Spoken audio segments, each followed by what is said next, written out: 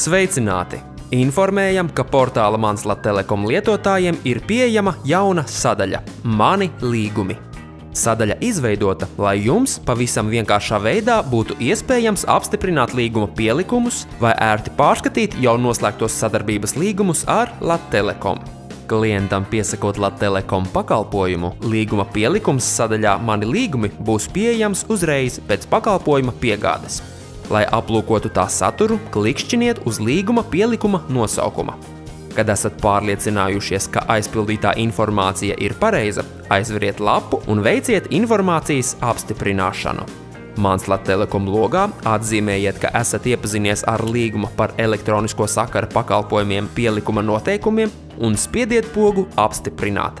Līdz ar to līguma pielikums būs veiksmīgi apstiprināts un uz to norādīs arī tā statusa nomaiņa – no neapstiprināts uz apstiprināts.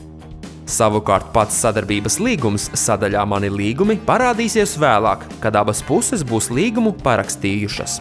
Līgumu uz parakstīšanu jaunam klientam piegādā kurjerdienests 10 dienu laikā pēc pieteiktā pakalpojuma ierīkošanas.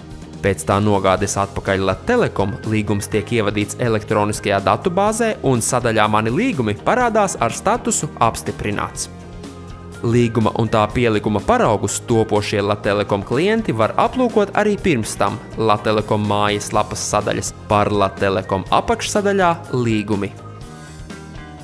Mans Latelekom sadaļas Mani līgumi priekšrocības ir pieejamas portāla lietotājiem, kuriem ir vismaz pamata piekļuves tiesības. Vai jums tādas ir? To ir iespējams noskaidrot sadaļas Mani dati apakšsadaļā Abonentu piesaiste. Gadījumā, ja tomēr piekļuves tiesības ir ierobežotas, tās ir iespējams nomainīt šajā pašā sadaļā. Kā to paveikt? Aicinām jūs noskatīties video sižetu par piekļuves tiesībām.